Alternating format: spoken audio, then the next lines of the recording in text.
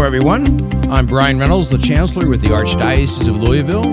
Welcome to our podcast series, What's New in ArchLou? This show will highlight the people and ministries of the Archdiocese of Louisville, the Catholic Church in Central Kentucky.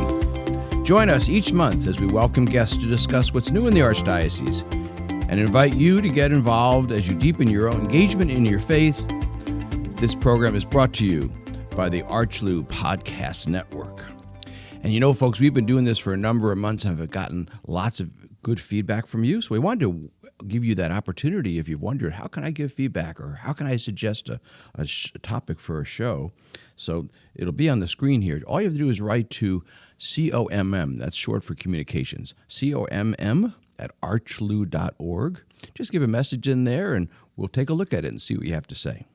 Thanks again for tuning in with us. I'm pleased to welcome a really special guest today, Beth Stegner Peabody, who's the CEO and Chief Investment Officer of Stegner Investments.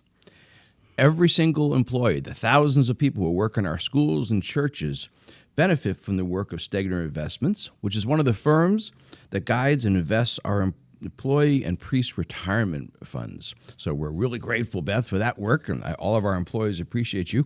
Beth is also the author of our record column, Sense and Sensibility, and we'll be talking about that in a couple minutes.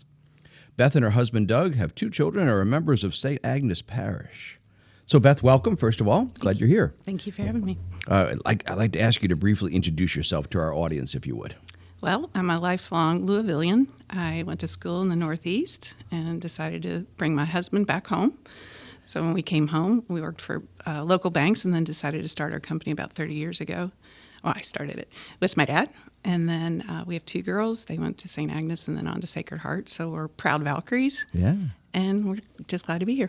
That's terrific. Yeah, I know you were, it's not our top of the day, but you were a basketball player at Penn State, if I remember right. University of Pennsylvania. University of Pennsylvania. I messed that one up, all right. So anyway, that's really good. This is the end of the basketball season now that we're in March here.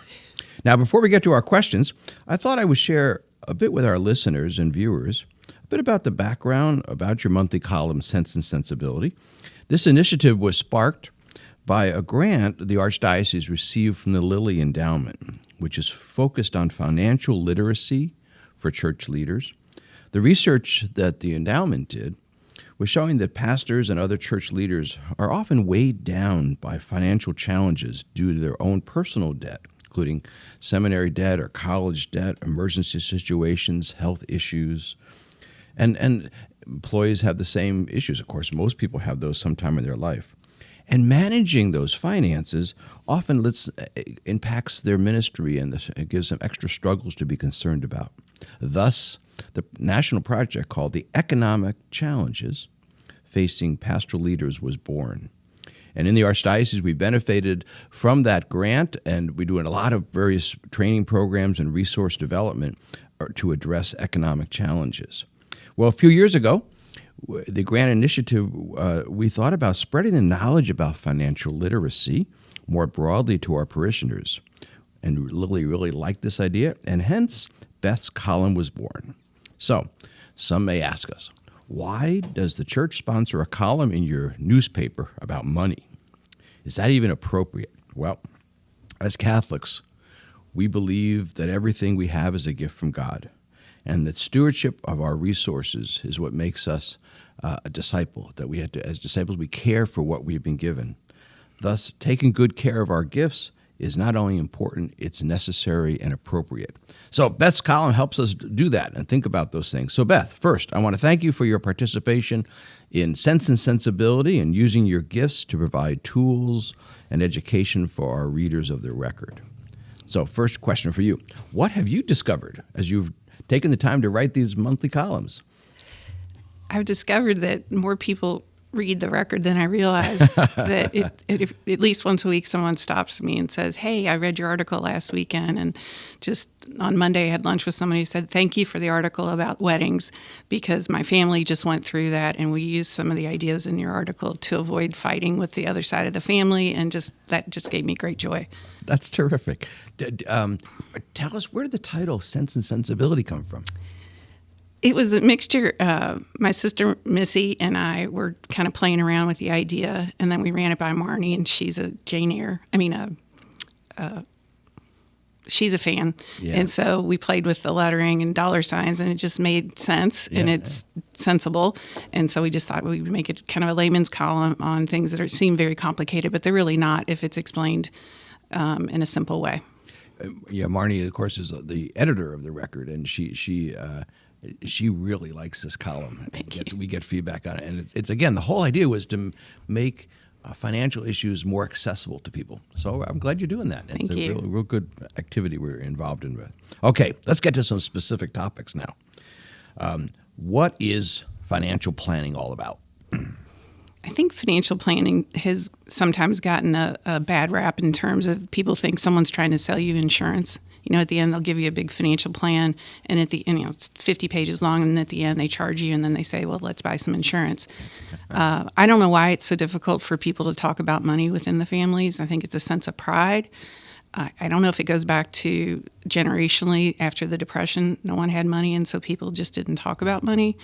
But it can be a simple conversation, and we find that we're just kind of the mediator sometimes, and it's just really hard. And so that's... Well, money is a reality of life. It's a tangible thing, but it becomes emotional? Yes. Yeah. Yes, and I think what I'm finding out generationally is that people are worried about their parents, the parents are worried about the kids, and the children won't go talk to the parents about the money, and I just don't understand why. It shouldn't be an embarrassment. Just everybody needs to know you're going to be okay. Yeah. And it's a fact. It's not something that's an opinion. It's a fact. We should talk about yes. how it works and how that happens. Okay, so as you have found in your business, and besides your writing you're doing for us now, but what are people afraid of when they get into financial planning? When they first hear about this, is it the sale thing you mentioned, or what frightens them? What do they say? Oh, I don't know if I want to do that.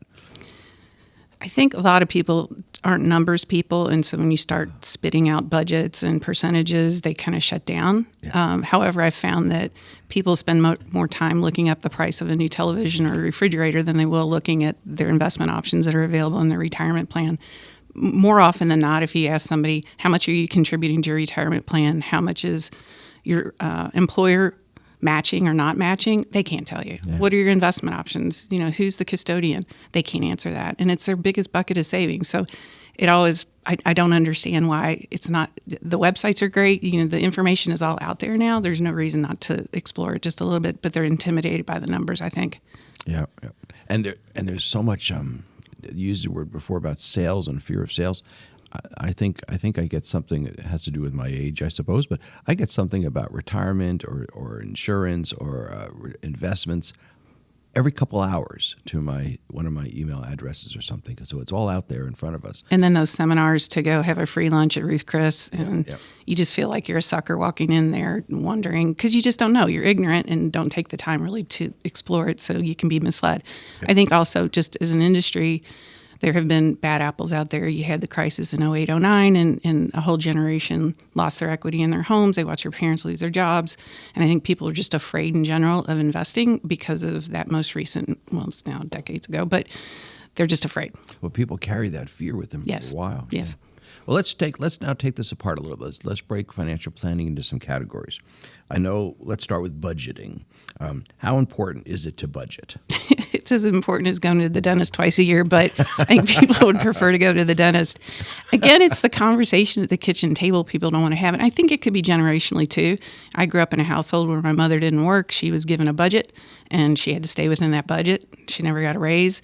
And I saw that, but now we have two people at the table earning their own income, and I think it's more of teamwork than it used to be. But still, it's not that long ago. It's kind of a distant memory, but I think I grew up with that, and most of my friends did too. So I think coming to the table with a similar voice as a spouse is empowering. We just have to learn to do it. Is budgeting, and maybe this is a too simple a concept, is it a short-term, long-term question? I'm wondering, do we budget for the next 6 months or the next 20 years? I think you take it in baby steps. So maybe just the first get started. We started each column at the beginning of the year. I try to focus in on just sit down, make it simple, just do it for the next month or so. But you end up just getting paralyzed if you don't get started. So within the month, how much do you make a month? What are the fees? What are the expenses? What's left over? And that's not really that hard to do. Trying to go out a year or 2 or 3, I think, is a little intimidating. So if you can get through just the next month or the next quarter, it gets easier from there. To get it like a discipline of it? Yes. Yeah. Yes. Okay. All right. So that's budgeting. How about debt? Let's talk about the reality. It feels like debt is a reality of life. Lots of people are challenged with debt. I think perhaps they live beyond their means, or something happens and they need cash, so there's readily available cash if you're willing to go into debt. And sometimes it's maybe choices they make, and sometimes it's circumstances they've been given. What can you tell us about how debt works? I think debt for a period of time, if it's measurable, it's an investment, or for a house, a mortgage, that perfectly makes sense. A home equity for improvements to the house.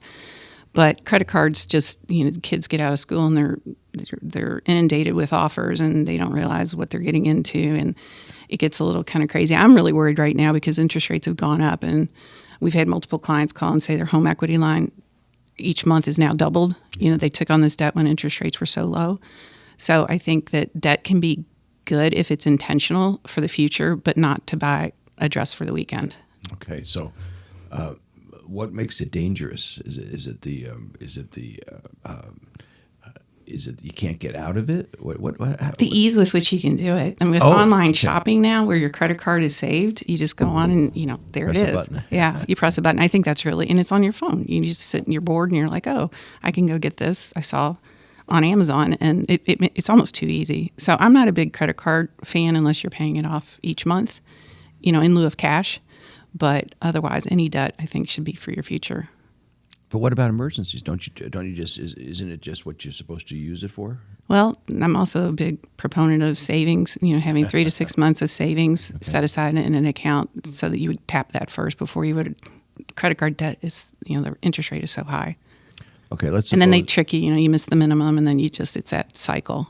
Well, yeah, that I know lots of folks who've gotten stuck by using one credit card to pay off another credit card, and it just stacks up. Yep. It's so tricky, if you miss the 60 days and it comes piling on. So, no, I'd rather have my savings bucket at the bank and use that first. What does a person do if they suppose they heard this and say, "You're right"? I wish it was that simple, but I know it's more complicated than that, Beth. But they heard this or read something or someone of influence got them to rethink what they're doing. Where do they begin to get out of debt? Well, it goes back to budgeting. I think that you could focus on paying down that high debt before you worry about college savings for your kids or the next trip. That, again, having a plan, because it seems intimidating if it's a big number, but if you chip away at it every month with a discipline, it can go away pretty fast.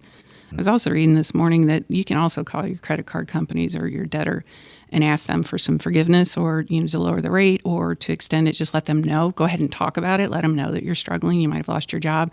And my understanding is they can be pretty flexible. You might as well give it a chance, even though it might be embarrassing. Give it a shot. Yeah, it seems that the accumulating debt becomes a tunnel. And so you start with an 18% credit card debt, and then it becomes a 28% credit card debt. If you're paying 20, 30+% in debt on interest, I don't know how you dig out of that. Yeah.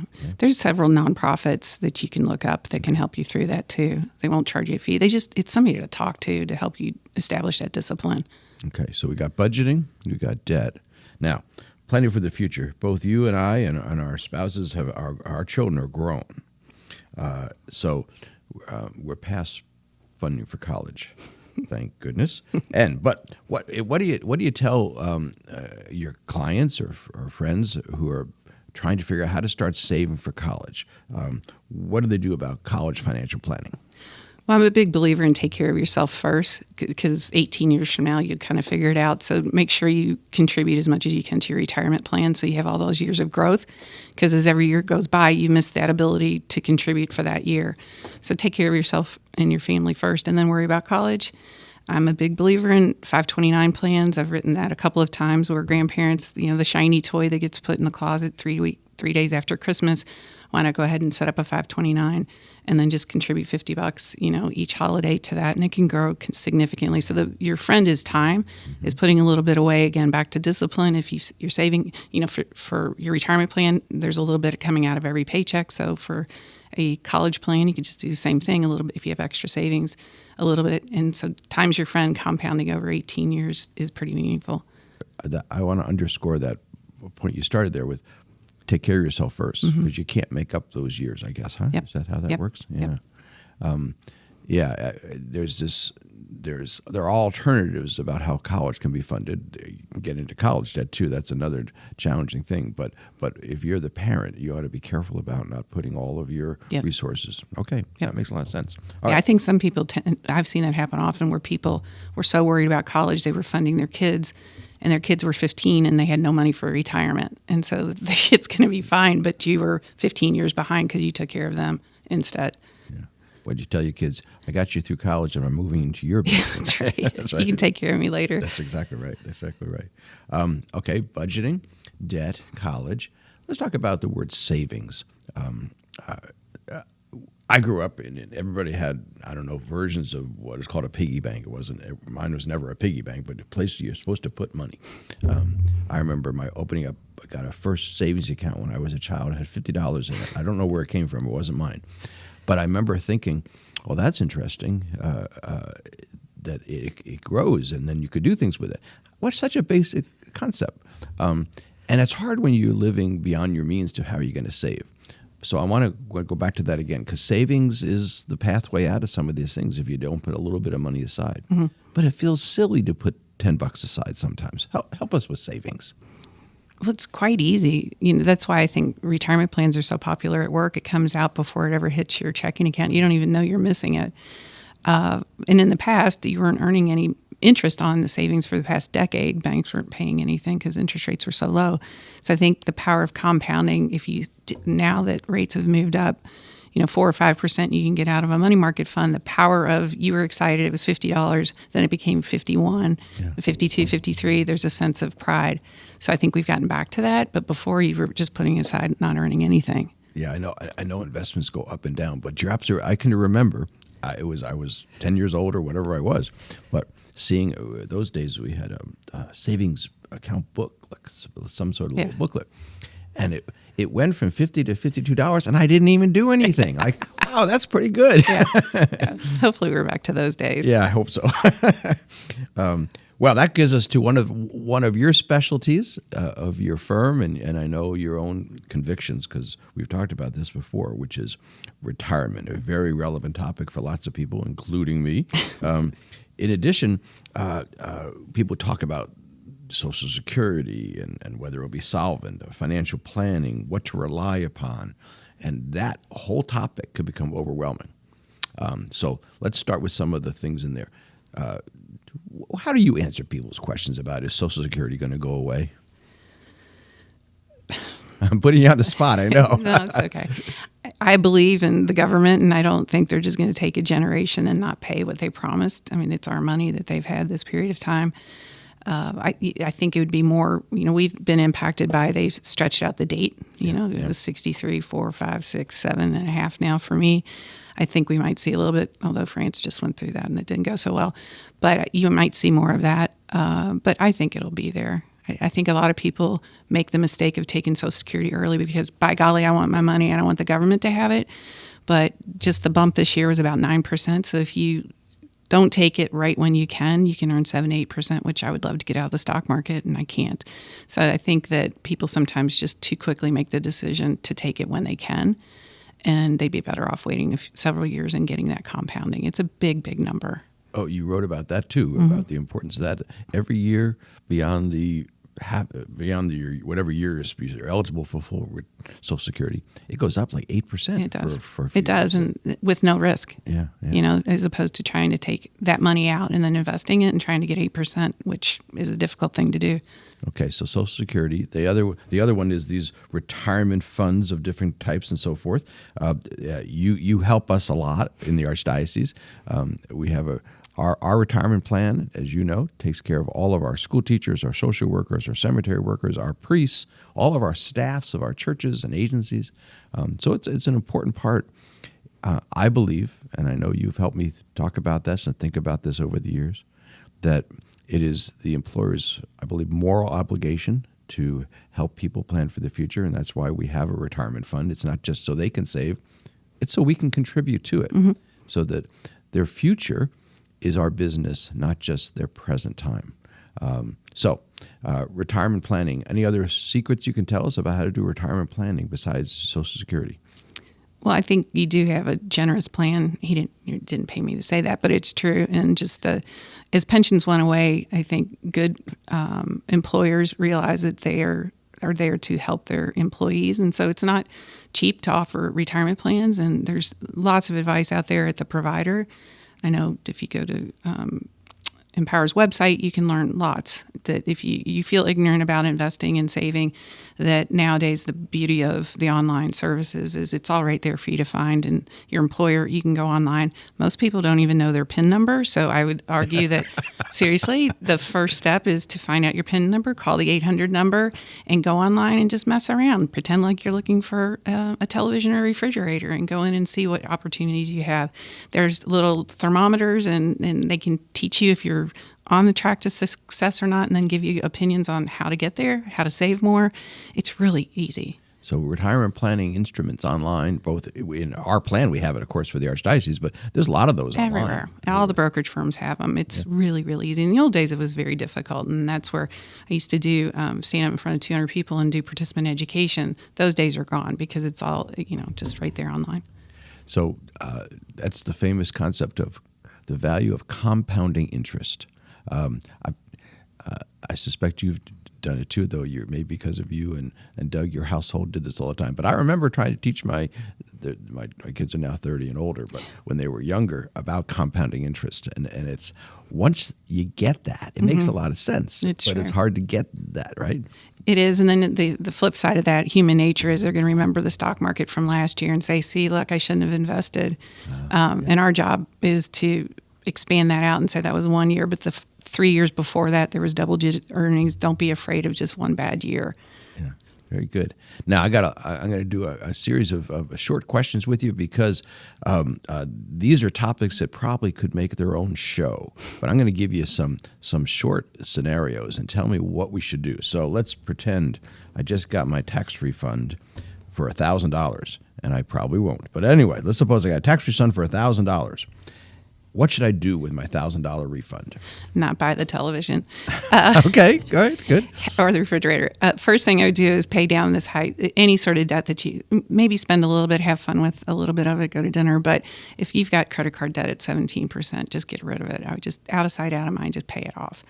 That would be, I think everybody's probably got some debt somewhere. Yeah. So either save it for that rainy day or pay down that debt. Okay, very good. All right. Another topic that's all over news and ads and so forth is life insurance. Do you need life insurance, and how much do you need? I know that's a big topic, so this is not time for a life insurance seminar, but what is your insights you can share with us? I can do that. We do not sell insurance, but I do feel it's important. I think the expression insurable interest is if you have an insurable interest, which is a younger family, and either the parents die, it's very expensive to raise kids, get a nanny, all the stuff that you're going to have without the other spouse. So I think that's most important for people that have children, small children. Make sure it's so cheap at a young age. It's very, very inexpensive. Just term life, you can get plenty. So I think that's where I would pay my $1,000. I would put that into life insurance if I had small children. And then disability. Another thing, I feel that disability is pretty frightening. It's cheaper when you're younger, but if you're dead, you're dead. But if you're disabled, then you can't work, and your family is going to have to support you somehow, and that's extremely expensive. So those are the two insurance things that I would focus on first. So particularly if you're young, yes, because of insurable interest. That's a good concept. I haven't heard that phrase exactly right. Very good. Mm-hmm. All right. How about long-term care insurance? That's something I think they just made up someday because I never heard of that a long time ago. But now it's all over the place. Or maybe I'm just getting old. You can keep that to yourself. So long-term care insurance. Do you really need it, and how much of that do you need? Again, I'm not an insurance person, but it's so inexpensive when you're young. It gets more expensive, obviously, as you age. But in general, if you have it, I would keep it. It's not that expensive, and we just see too many people. The whole burden of nursing home care, we're all impacted by that. It's kind of the new thing right now, is everybody's family is going through this at my age.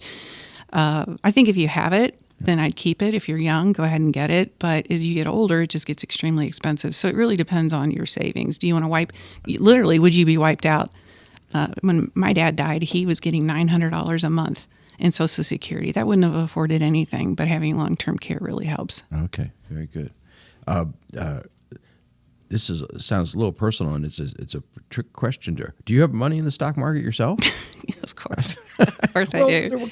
Well, when you have your different, you said earlier about the buckets, and when in the column we talk about buckets. And so you've got your savings bucket, you've got your emergency bucket, you've got your before I take Social Security bucket, and then you've got the bucket that can take the risk. So yes. So and the purpose of my question wasn't to pry, but to say, so even with the ups and downs, because this has been we're sitting here in the early months of 2023, and 2022 wasn't a spectacular experience for the market, but that doesn't make you stop investing. No. And I think another thing people forget is I don't need this money right now. When your time horizon shortens to maybe needing some of the money that's invested in the next 3 to 5 years, then you might tone down your risk. But if you have 5, 10, 15 years, historically the best place to be is the stock market. So you're buying in. The other thing people forget, you're buying in with your paycheck every 2 weeks. You're buying in at those lower. So you really, as you get closer to retirement, that's when you should worry about the stock market going down. But now you're just buying in cheaper. So today it could be on sale for 30 years from now. Yeah. There's all these other words that are, again, I think they invented just to make it harder for people. So we got 401ks, 403bs, Roths, IRAs, the investment vehicles just for retirement. There's a variety of these. Does a person need to go get help, or should they do this by themselves? How do you weave through that tunnel in terms of which ones to use? Yeah. Or balancing them, or what? It is confusing. And then the tax law changes. Yeah. Last year the government changed the required minimum distribution to 72 is it 71 this year, and then 72 next year, from 70 and a half, and then to 73 and 74. So it is really confusing. The Secure Act changed that. So I honestly, right now, I'm studying it. Plus, our accountants that we talk to, they don't know the answers. You have inherited IRAs, you have spousal IRAs, and there's distribution requirements that are different. So it is extremely confusing. So I think at a certain point, your accountant might be okay with this. Your investment person should know it, but having a team of providers for your input is always the best. But you can do the work. It's just complicated. Yeah. Everybody can go look this up and try to understand it. You can even Google which is best for me. So we've covered a whole range here. We've got budgeting. We got financial planning. We got budgeting. We got get out of debt, put money aside, but pay yourself first for kids' education. Get involved in the market and stay in it. Don't be over concerned about Social Security. Be careful about missing the opportunity to buy insurance when you're young, but later on in life is less necessary. Did I get all your right answers? That was really good. Yeah, thank you. I passed. Okay. One more thing. I do this. Yeah. I'm really harping on this, but interest rates going up. If you have variable debt, please take a look at it. Again, 2 clients called last week and said, I was paying $700 a month. Now I'm paying $1,500 a month. It's really, really sneaky, but it's a big number over a given year. So that I really suggest people take a look at that. Okay. Great key point there. Thanks. Before we end the show, I want to again express my thanks to you for your column. When people talk to me about it, they always use the same word. They use the word helpful, which is what the purpose was. We want to be helpful. Proud to do it. And as I said, they're curious about it, particularly why is this showing up in the church's newspaper. Our hope that other initiatives in our grant will help people with other parts of their life. But Sense and Sensibility, we wanted to I don't know, maybe it's too dramatic, a kind of a cultural shift that people start saying, my first financial resources aren't a separate part of my life. It's part of my life. Is that an understanding that we're correct about? Yes. And I think going into this, I didn't realize it, but I'm very proud of the fact that lots of stress in a family is financial. And having witnessed it as a kid, it's just you can get irritated. You're spending too much. You don't make enough. That sort of dynamic, it's very stressful. So if this is helping anyone make little baby decisions, it takes them of the pressure out of the family conversation. I'm proud to do it. That's great. That's what we wanted when we started, and that's what's going on now. We want people to be good stewards of their resources, but sometimes they have to eat one helping at a time, which is what the column does. So we're glad about that. So thank you for providing our readers of the record with this tools and this information. I thank you for being part of this show to hear about what's new in ArchLou and share this important information and for your participation in our local church. I want to thank our viewers and our listeners for joining with us in this month's episode of What's New in ArchLou. Please tune again next month. We'll have a new guest and a new opportunity to engage in the Church of Central Kentucky.